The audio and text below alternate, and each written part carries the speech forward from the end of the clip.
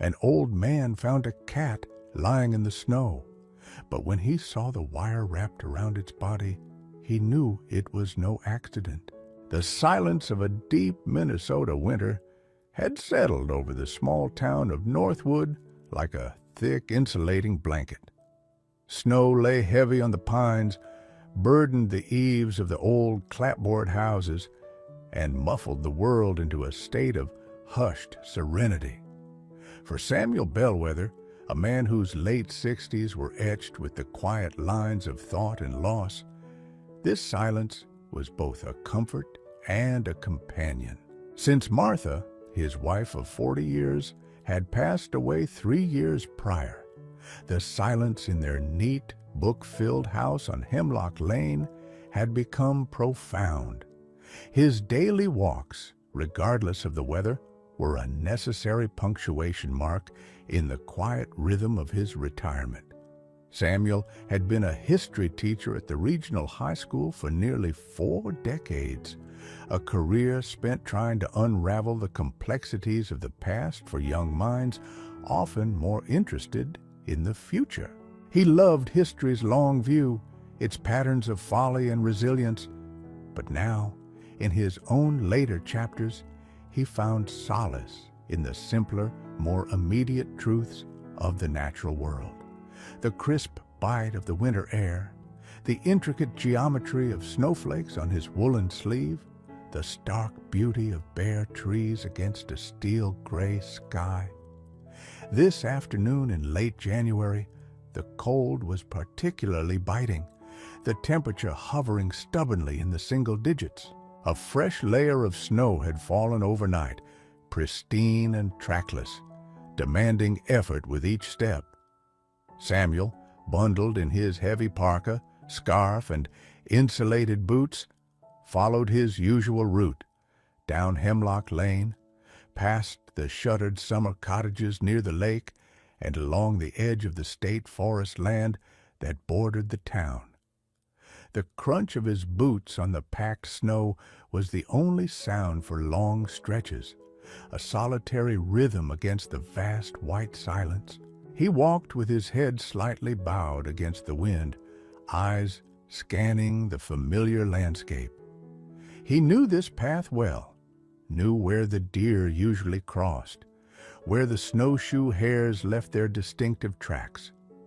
His mind, as often happened on these walks, drifted through memories. Martha laughing as they tried to build a snowman years ago, the faces of former students, passages from books he'd loved. It was on the returned loop, cutting through a less traveled section where the path skirted a thicket of dormant wild raspberries near an old logging trail, that something incongruous caught his eye. A small patch of disturbed snow just off the barely visible trail and a faint smudge of color against the unrelenting white. Orange. Curiosity, tinged with a vague unease, pulled him off the path. He trudged through the deeper snow toward the spot, his boots sinking almost to his knees. As he drew closer, the smudge resolved into a shape, small and pitifully still. It was a cat, an orange cat, curled into the tightest possible ball, half submerged in a drift, dusted with fresh snow like a macabre sugar coating. Samuel stopped, his breath catching in his throat, misting in the frigid air. His first thought was that it was dead, frozen solid. But as he watched, he saw a faint, almost imperceptible tremor run through the small body. Alive. Barely. He moved closer, kneeling carefully in the snow beside it. The cat didn't react, didn't lift its head, didn't make a sound. Its fur was matted, clumped with ice and dirt. It was terribly thin, bones sharp beneath the patchy coat even through the snow. But it was the other detail, unnatural and horrifying, that made Samuel's blood run cold. Wrapped around the cat's slender body, cinching cruelly into its fur just behind the front legs, was a length of thin, dark wire. It wasn't snagged accidentally. It looked deliberately tightly wound, biting into the flesh. A few inches of wire trailed off, disappearing into the snow beneath the cat. A wave of disbelief washed over Samuel, quickly followed by a surge of cold, quiet fury unlike anything he'd felt in years. This wasn't an accident of nature, a lost pet succumbing to the elements. This was deliberate. This was cruelty. Someone had done this, bound this poor creature and dumped it here in the freezing wilderness to die a slow, agonizing death. The callousness of it, the sheer malice, struck him speechless. He reached out a gloved hand, hesitantly touching the cat's back. It was ice cold, terrifyingly so. There was no response, not even a flinch. The cat seemed beyond fear, beyond reaction, sunk into the deep, final stages of hypothermia. Could it even be saved? The logical part of his mind whispered that it was likely too late, that intervention might only prolong suffering. But looking at the small, still form, the evidence of calculated cruelty stark against the indifferent white snow, Samuel couldn't entertain logic. He couldn't walk away. His quiet life, his scholarly detachment, felt utterly inadequate in the face of such raw, malevolent neglect. An overwhelming sense of pity, of righteous anger, and a profound, unexpected sense of duty settled over him. He had to try. The wire was the first priority. He carefully brushed away the snow, revealing more of it. It looked like thin, picture-hanging wire biting cruelly into the skin. Who would do such a thing? The question hung heavy and sickening in the frigid air. He always carried a small multi-tool in his pocket, a habit from years of small repairs and unpredictable needs. He fumbled with frozen fingers to get the wire cutters out. Protecting the cat's body as best he could, he worked with painstaking care, snipping the wire in several places until the binding loop loosened. He gently unwound the remaining strands, his touch revealing raw, chafed skin underneath, possibly broken in places. The cat remained utterly limp, unresponsive, its breathing terrifyingly shallow, almost undetectable. Now, warmth. Urgently, Samuel quickly unwound his own thick woolen scarf from his neck.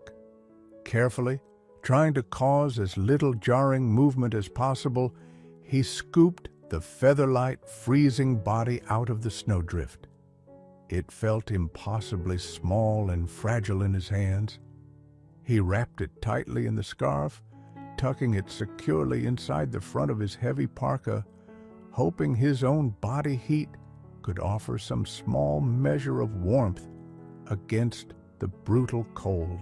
He straightened up, his own heart pounding, his breath coming fast now, not just from the cold, but from adrenaline and a rising sense of desperation.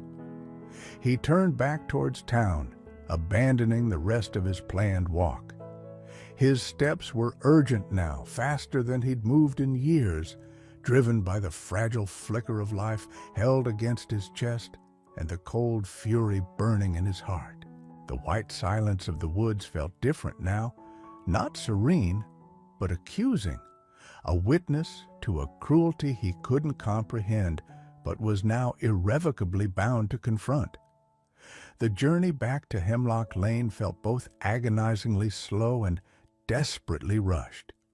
Samuel's legs, accustomed to a more leisurely pace, protested the hurried tempo through the deep snow, but the need to get the freezing cat into warmth propelled him forward. Inside his parka, the small bundle wrapped in his scarf remained terrifyingly still and cold against his chest. He could feel no discernible shivering, no movement, only the bone-chilling cold radiating even through the layers of wool and down. Doubt gnawed at him. Was he carrying a life, or just the fading echo of one? He focused on putting one foot in front of the other, his breath forming thick clouds that dissipated instantly in the frigid air. The quiet, book-filled house that usually represented sanctuary now felt like a distant, urgent goal. He imagined starting a fire, finding blankets, hot water, but would any of it be fast enough? Finally, his own front walk came into view, the familiar lines of his house a welcome sight. He fumbled with his keys, his fingers numb despite his gloves, his heart pounding with a mixture of exertion and anxiety. The lock finally clicked open, and he pushed his way inside, stamping snow from his boots in the small entryway, carefully guarding the precious bundle inside his coat. The house was cool. He always kept the thermostat turned down when he was out, but blessedly free of the biting wind. His first priority was warmth, immediate and sustained. He hurried to the downstairs bathroom, the one Martha had insisted on renovating with a small, efficient electric heater built into the wall. He flicked it on, and the coils began to glow, radiating heat into the small space. Carefully, he drew the scarf-wrapped bundle from his parka. He laid it gently on a thick bath towel he'd spread on the closed toilet lid, positioning it near the heater, but not close enough to risk burns. He unwrapped the scarf slowly, his heart sinking further. The little orange cat looked even worse in the light, impossibly thin, fur clumped and icy, the raw marks left by the wire stark against its skin. Its eyes were closed, sunken. It wasn't moving at all. Was it breathing? He leaned closer, straining to see any rise and fall of its ribcage, any flicker of breath at its nostrils. For a terrible moment, he saw nothing. Then a tiny, almost imperceptible flutter beneath the ribs. Yes, still alive, just. He needed to get it warmer, faster. He remembered reading somewhere about treating hypothermia. Gentle, gradual warming.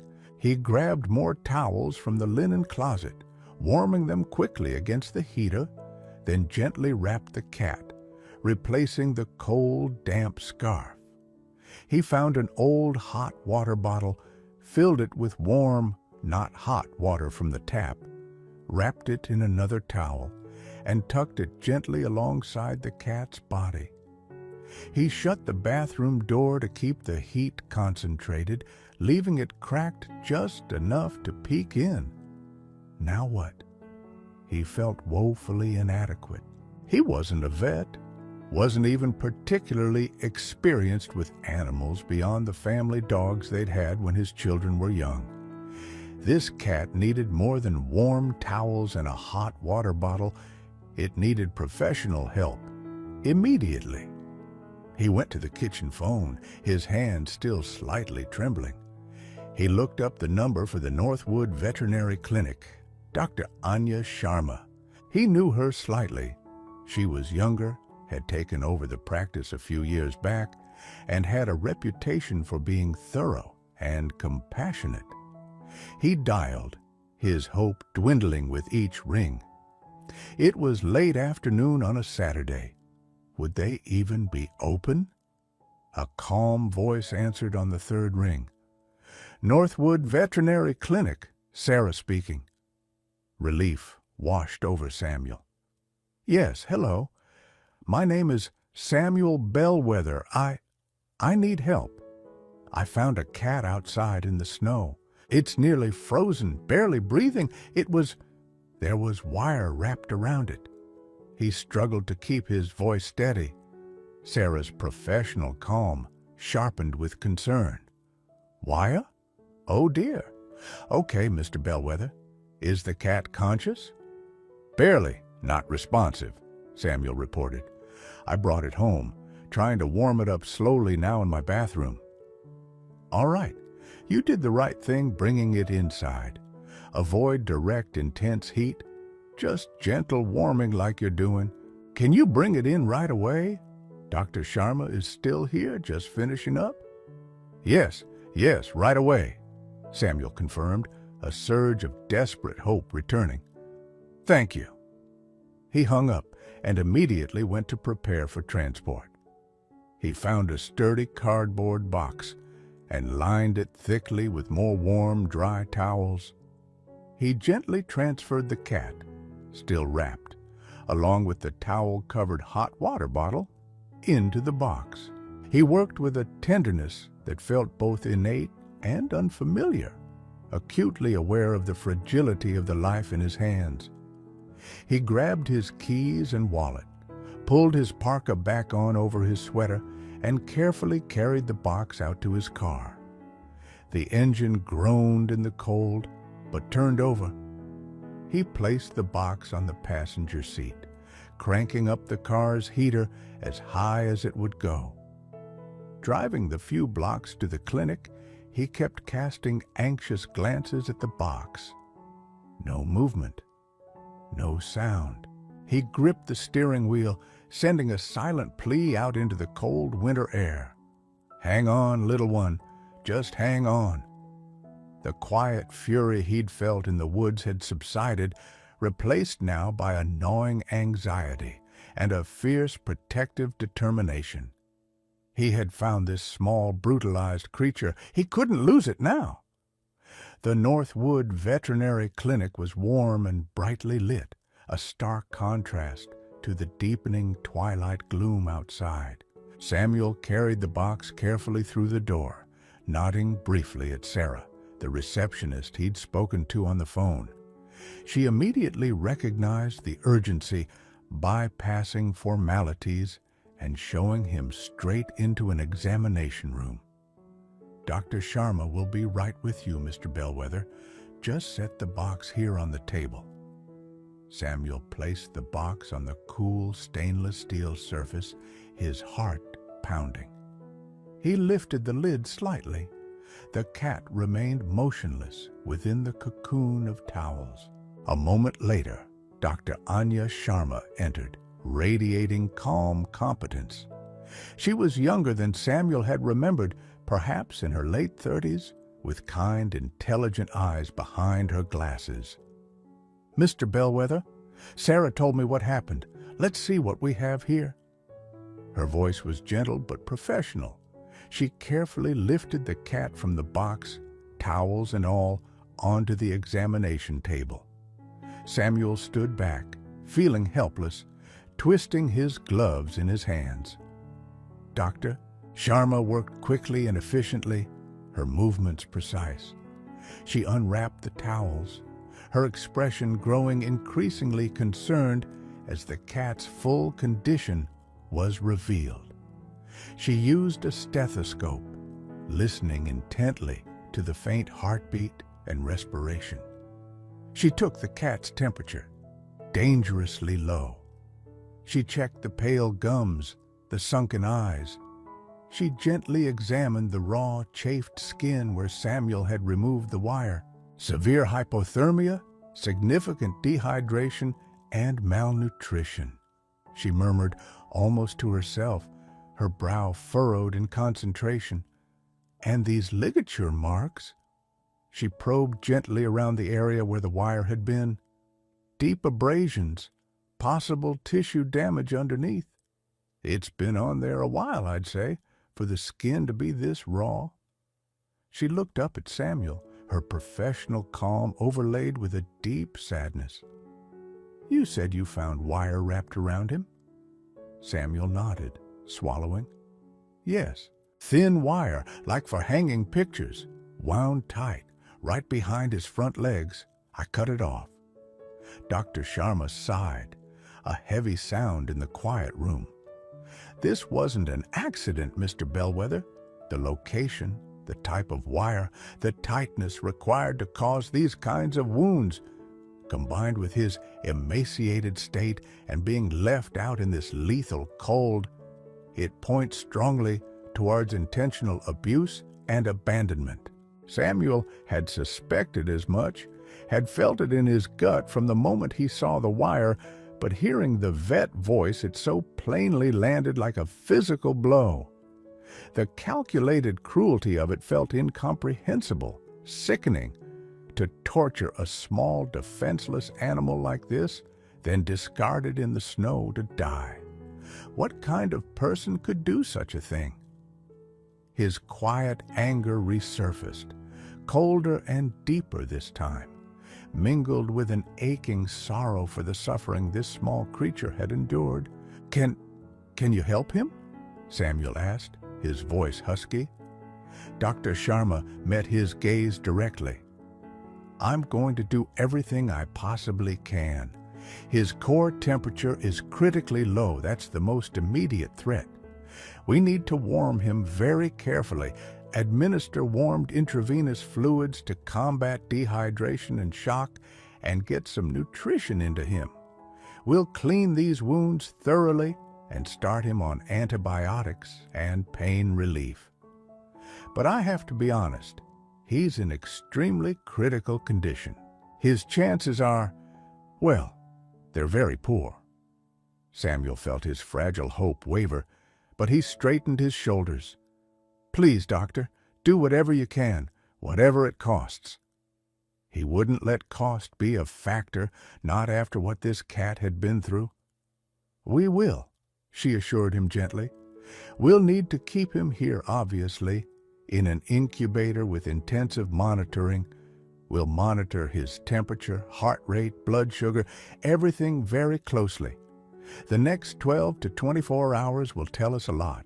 She carefully gathered the limp cat, wrapping him in fresh, warmed blankets. "We'll get started right away. Sarah will take your information out front. We'll call you with any updates day or night." As she carried the tiny cat out towards the treatment area, Samuel felt a profound sense of emptiness.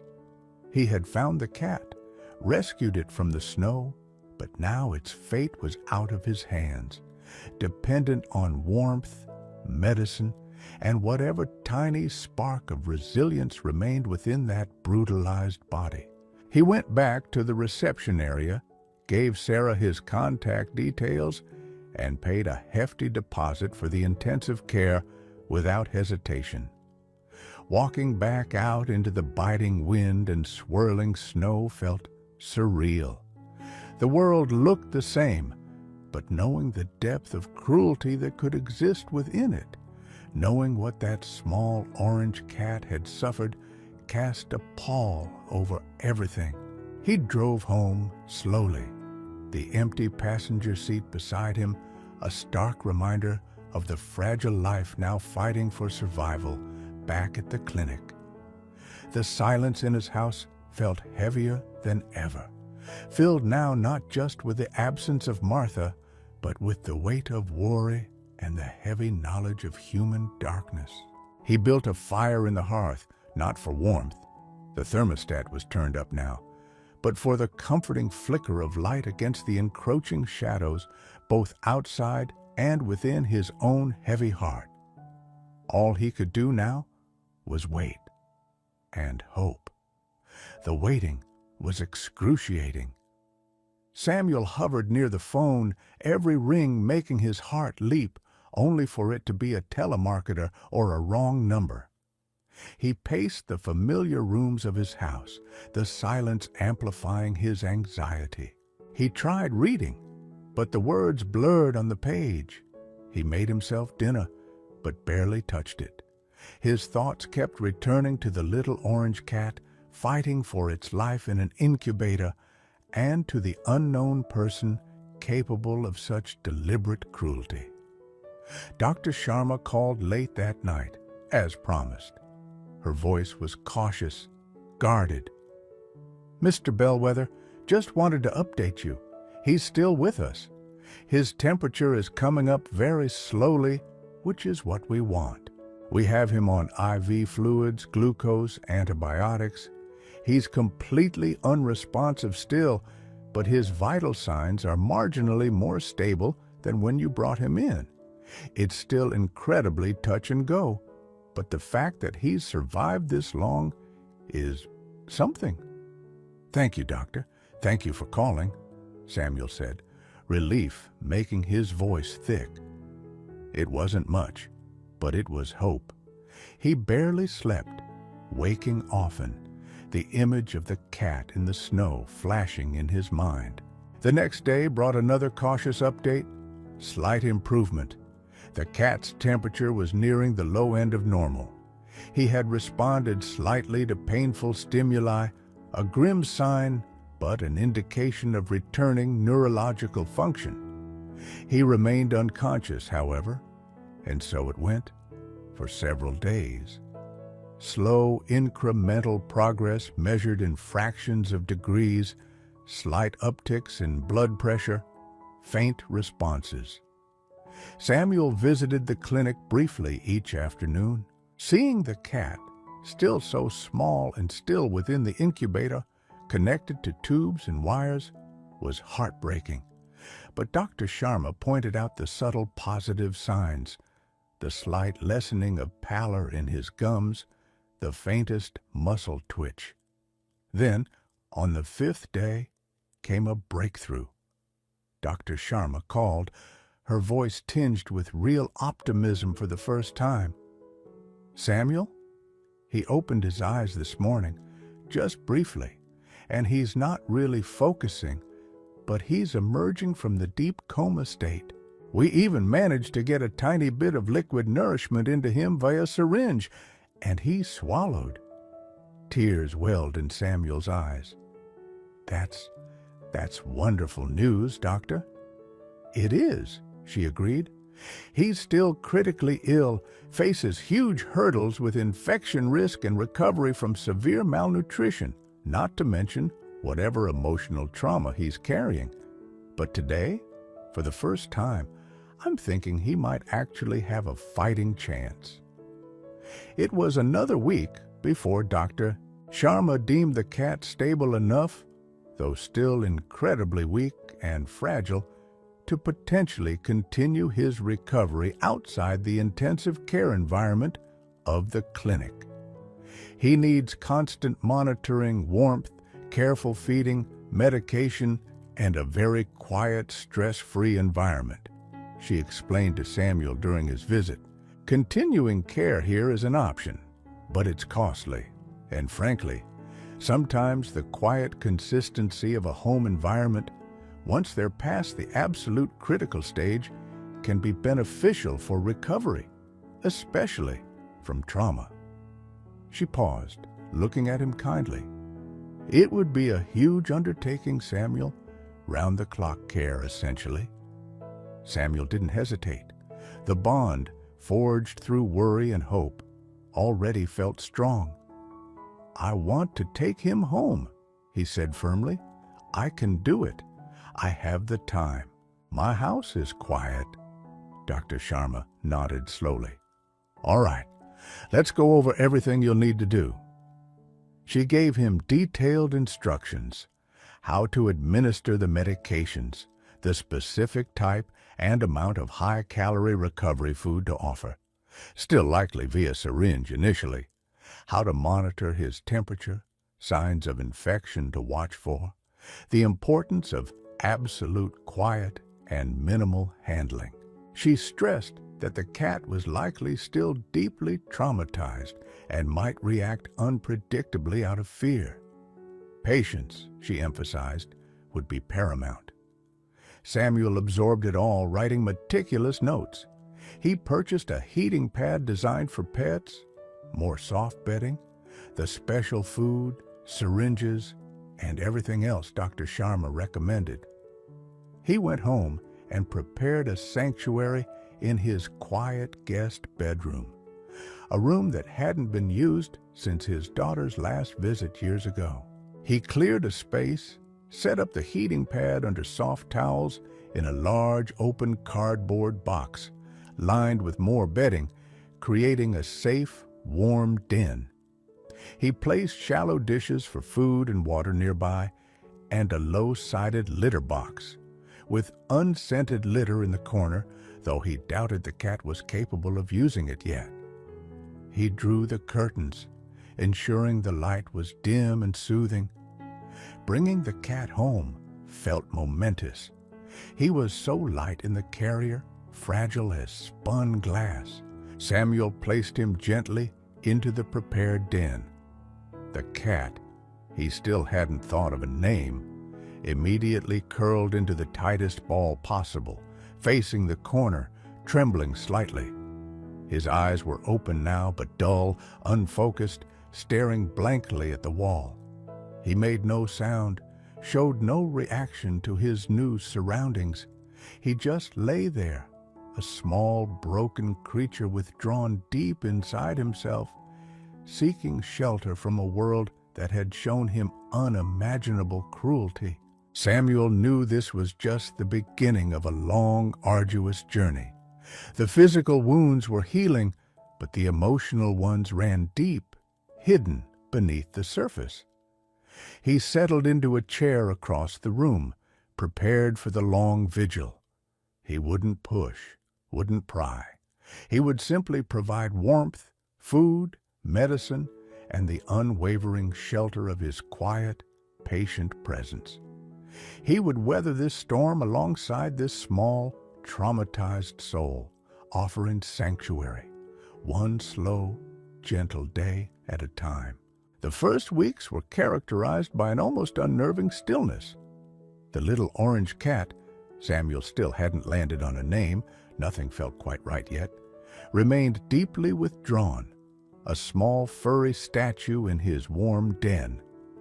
He ate only when Samuel patiently syringed small amounts of high-calorie liquid food into the side of his mouth, swallowing reflexively but showing no interest or appetite.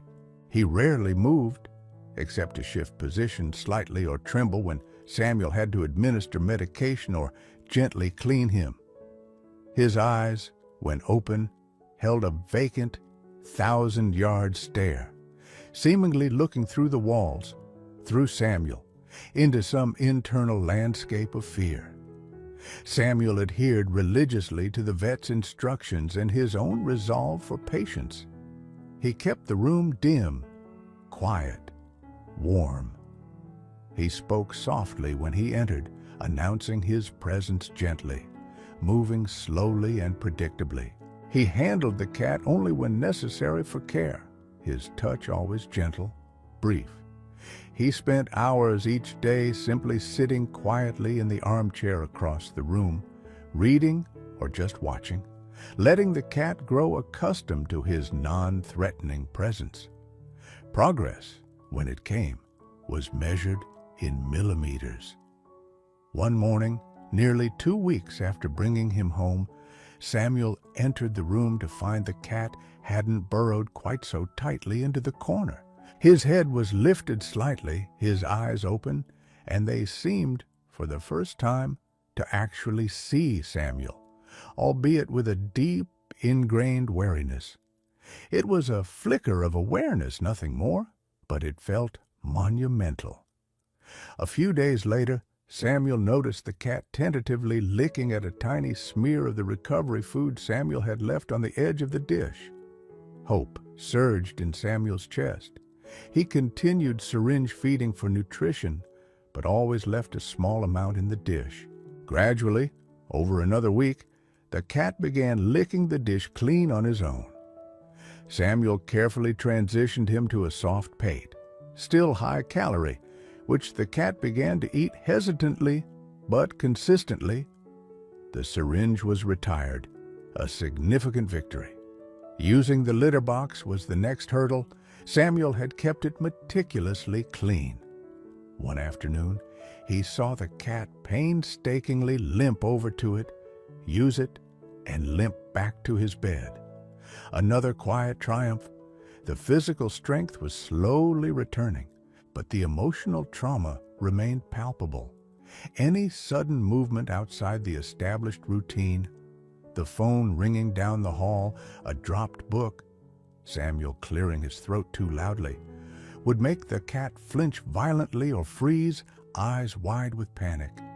He never hissed, never swatted, seemed incapable of aggression, only defense, freezing, hiding, trying to disappear. It broke Samuel's heart anew each time, imagining what horrors must have conditioned such a response. He continued his patient vigil.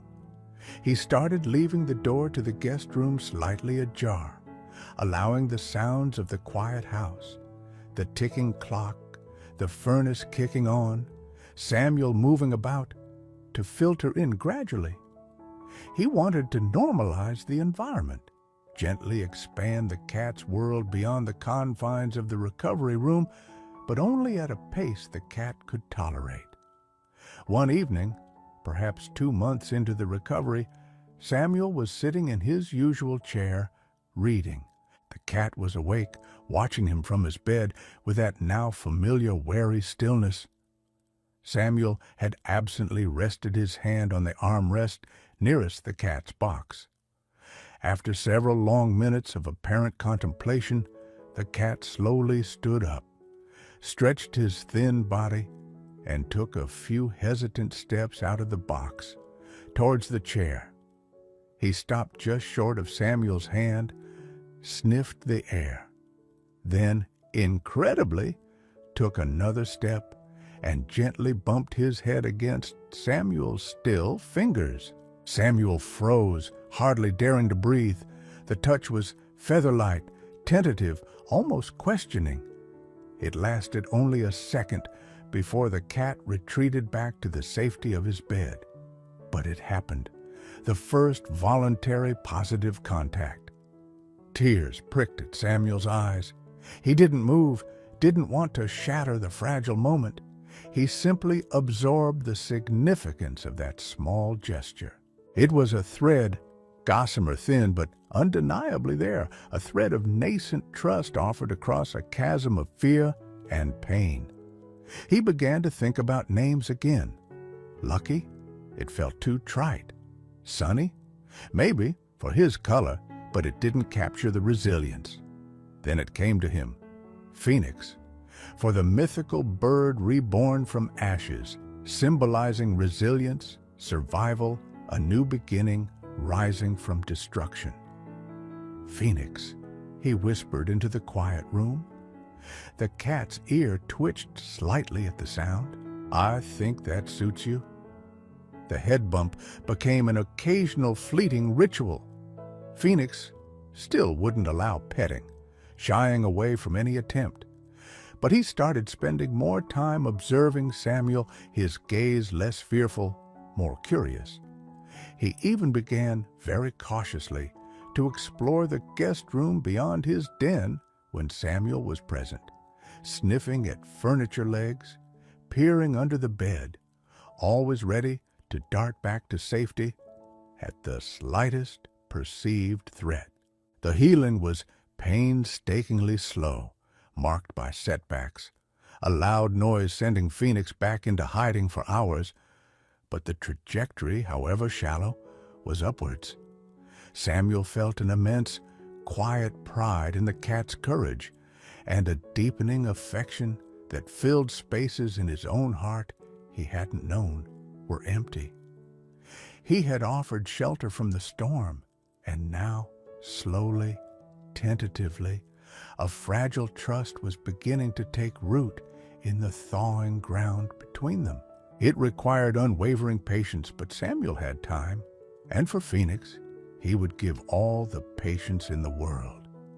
Another year turned, bringing the cycle of deep snow, gradual thaw, green rebirth, and eventual golden decline back to Northwood. Inside the quiet house on Hemlock Lane, a parallel cycle of healing had unfolded, slower but just as profound. Phoenix, the little orange cat rescued from the brink of death in a snowdrift, was now a permanent resident, his presence woven into the fabric of Samuel Bellwether's life. Physically, Phoenix had recovered remarkably. He was still a slender cat, but no longer emaciated. His orange coat was thick and glossy, marred only by the faint, thin scar tissue hidden beneath the fur where the wire had once bitten deep. He moved with grace, the limp long since vanished. He ate well, enjoyed batting at dust bunnies, and had claimed several favored napping spots throughout the house. A patch of morning sun on the study floor, the top of a bookshelf overlooking the living room, and most often, the worn armchair opposite Samuel's own. Emotionally, the scars ran deeper, likely permanent. While Phoenix now clearly trusted Samuel, demonstrating his affection in quiet, understated ways, slow blinks across the room, a soft chirp of greeting, winding around Samuel's ankles at mealtimes, occasionally settling near him on the sofa, he remained deeply wary of the unfamiliar. Strangers, loud noises, sudden movements could still send him bolting for cover under a bed or behind the curtains, his body trembling. He tolerated visitors in the house only if they remained seated and ignored him completely. He never sought laps, and petting was still strictly on his terms, usually a brief acceptance of scratches behind the ears or under the chin before moving elegantly away. Samuel accepted these limitations without reservation. He understood, as much as anyone could, the trauma Phoenix had endured. He cherished the trust the cat did show, seeing it as the precious, hard-won gift it was. He adapted his own life accordingly, warning visitors about the cat's skittishness, keeping his movements predictable, ensuring the house remained a calm, secure sanctuary. Their routine was quiet, companionable. Mornings began with Phoenix's soft chirps reminding Samuel it was breakfast time. Samuel would read the paper while Phoenix ate nearby. During the day, Phoenix would follow Samuel from room to room at a slight distance, settling down to nap wherever Samuel settled to read or work on his historical research notes. Samuel's daily walks continued, but they were often bookended now by Phoenix waiting attentively at the window upon his return.